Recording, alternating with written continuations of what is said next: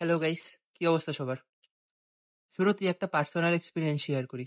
আমাদের কয়েকজন বন্ধুর ফুটবল রিলেটেড একটা গ্রুপ আছে।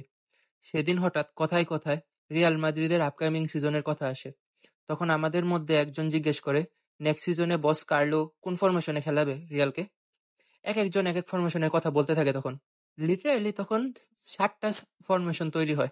আমরা নিজেরাই এত কনফিউজ যে আপকামিং সিজনে আনচেলত্তি রিয়ালকে কোন ফরমেশনে খেলাবে।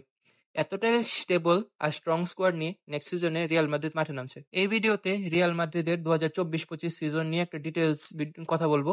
কারা কারা থাকতে পারে রিয়ালের স্টার্টিং ইলেভেনে, কোন ফরমেশন নিয়ে রিয়াল মাঠে নামবে, রিয়ালের গেম প্লে কেমন হবে, এইসব ডিটেলস নিয়ে কথা বলবো আজকের ভিডিওতে। তো চলুন শুরু করা যাক। শুরুতেই আসি গোলকিপিং পজিশন নিয়ে। নো ডাউট গোলবারের নিচে কার্লোর ফার্স্ট চয়েস হতে যাচ্ছে থিবো কোর্তুয়া। আগের সিজনে এসিএল ইনজুরির কারণে অলমোস্ট পুরোটা সিজন মিস করা কোর্তুয়াই যে হতে যাচ্ছে গোলকিপিং অপশনে বসের ফার্স্ট চয়েস, এটা নিয়ে কোনো সন্দেহ নেই। কোর্তুয়ার ব্যাকআপ হিসেবে আছে লুনিন। আগের সিজনে লুনিন যে পারফরমেন্সটা দিয়েছে তা এক কথায় অসাধারণ। অনেস্টলি স্পিকিং, যদি লুনিনের জায়গায় কেপা গোল পোস্টের নিচে থাকতো তাহলে রিয়াল এরকম একটা সিজন পার করতে পারতো না। আমরা অলমোস্ট সবাই জানি যে কেপা কিরকম সিলি মিস্টেক গুলো করে। লেফট ব্যাক পজিশনে রিয়ালের হয়ে সিজনটা স্টার্ট করতে যাচ্ছে মোস্ট প্রবাবলি মেন্ডি, আর তার ব্যাকআপ হিসেবে কার্লো পাচ্ছে তরুণ তুর্কি ফ্রান গার্সিয়াকে। সিবি পজিশনের জন্য কার্লোর বেস্ট চয়েস হতে যাচ্ছে ডেভিড আলাবা আর রুডিগার। তাছাড়াও ব্রাজিলিয়ার ডিফেন্ডার মিলিটাও আছে রিয়ালের স্কোয়াডে। সো ডিফেন্স নিয়ে রিয়ালের খুব একটা টেনশন করার কথা না আমার মতে। রাইট ব্যাক পজিশনে রিয়ালের ভরসার প্রতীক হয়ে থাকবে কারবাহাল।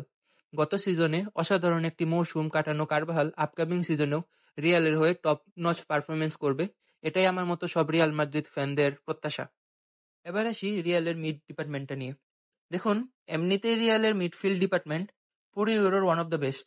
হ্যাঁ, টনি ক্রুস চলে যাওয়ার কারণে হয়তো কিছুটা সমস্যা হতে পারে রিয়ালের, বাট তারপরেও রিয়ালের কাছে এনাফ মিডফিল্ডার আছে যারা টনি ক্রুসের রিপ্লেসমেন্ট হয়ে উঠতে পারে। রিয়ালের হয়ে শুরুর একাদশে অটো চয়েস হতে যাচ্ছে জুড বেলিংহাম। আগের সিজনেই 23 গোল 12 অ্যাসিস্ট করা বেলিংহাম এবারও ভালো কিছু করবে, এটাই আমাদের মতো সকল রিয়াল মাদ্রিদ ফ্যানদের প্রত্যাশা। বেলিংহামের সব থেকে বড় অ্যাডভান্টেজ হচ্ছে তার গোল স্কোরিং অ্যাবিলিটি। মিডফিল্ডার হয়েও 23 গোল করা, গত সিজনের লা লিগার সেরা প্লেয়ার, ইউসিএল এ টপ স্কোরারের লিস্টে থাকা, এটা তারই প্রমাণ দেয়। বেলিংহাম ছাড়াও রিয়ালের হয়ে স্টার্টিং ইলেভেনে থাকবে ফেডে ভালভার্দে। ডিফেন্স অফেন্স দুই ডিপার্টমেন্টেই সমান রকম পারদর্শী ভালভার্দে কালোর একটা বড় ভরসার প্রতীক। তাছাড়াও ভালভার্দের মতো একটা ভার্সেটাইল প্লেয়ার যে কিনা যে কোনো পজিশনে নিজেকে মানিয়ে নিতে পারে, এরকম একটা প্লেয়ার রিয়ালে থাকা মানে অনেক বড় একটা অ্যাডভান্টেজ।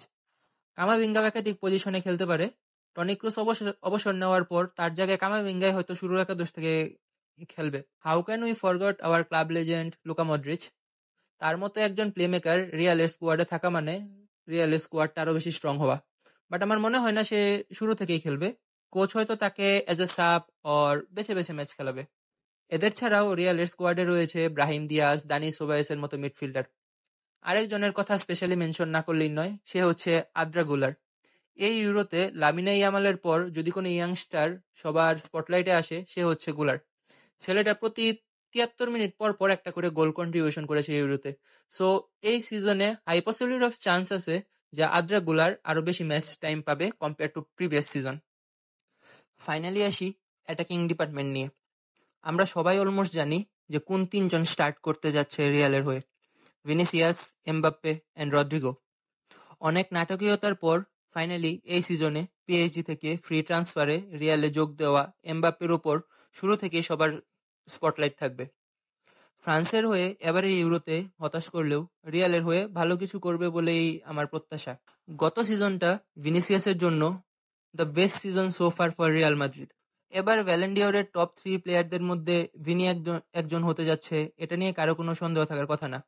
রিয়ালের অ্যাটাকিং এর লেফট সাইডটা ভিনিই সামলাবে, আর রাইট সাইডে থাকবে আরেক ব্রাজিলিয়ান ইয়াংস্টার রদ্রিগো। এমবাপ্পে আর ভিনির মতো তেমন একটা বেশি স্পিডি না হলেও তার গোল স্কোরিং এবিলিটি তাকে নর্মালি বাকি দুইজনের থেকে এগিয়ে রাখবে। আর সদ্যই রিয়ালে যোগ দেওয়া ব্রাজিলিয়ান ফিউচার স্টার এনরিকে হয়তো কিছু ম্যাচ পাবে বলে আমার মনে হয়। এবার আসি আপকামিং সিজনে কার্লো রিয়ালকে কোন কোন ফরমেশনে খেলাতে পারে। দেখেন, কার্লো অ্যানচেলত্তি গার্দিওলার মতো এত টেকনিক্যালি প্যাচানো টাইপ কোচ না। এমনও দেখেছি আমি যে গার্দিওলা 1-2 ম্যাচ পর পর ইভেন ম্যাচের মধ্যেও তার ফরমেশন চেঞ্জ করে ফেলতে। এদিক থেকে কার্লো ট্যাকটিক্স একেবারে সিম্পল। সে খুব নর্মাল ফুটবল খেলায় সচরাচর তার টিমকে। তাছাড়া কার্লো তার প্লেয়ারদেরকে মাঠের মধ্যে অনেক ফ্রিলি খেলতে দেয়। এই সিজনে হয়তো কার্লো 4-3-3 ফরমেশনে যাবে। গোলকিপিংয়ে অবভিয়াসলি কোর্তুয়া, ডিফেন্সের মধ্যে লেফট ব্যাকে মেন্ডি, সেন্ট্রাল ব্যাক পজিশনে রুডিগার এবং মিলিতাও, কারণ আলাবা ফার্স্ট হাফের বেশ কিছু ম্যাচ মিস করতে যাচ্ছে একটা লম্বা সময়ের জন্য বিকজ অফ হিস রিহ্যাবিটেশন। আর রাইট ব্যাক পজিশনে থাকবে কারবাহাল। মিডফিল্ডে এজ এ পিভিট হিসেবে থাকছে কামাভিঙ্গা, আর Valverde and Bellingham as a CDM যারা অ্যাটাকিংয়েও যাবে। মডরিচকে মোস্ট প্রবাবলি সাব হিসেবে খেলাবে।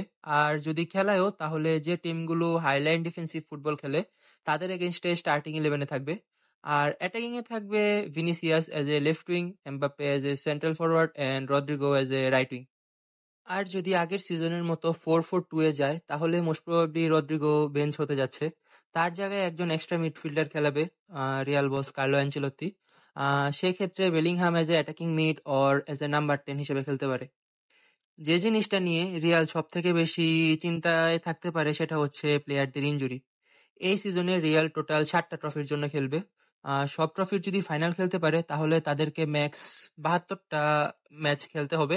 সো সিজনের পুরোটা সময় একটা ফিট স্কোয়াড পাওয়াটাও রিয়ালের জন্য একটা বড় কনসার্ন হতে যাচ্ছে আমার মতে।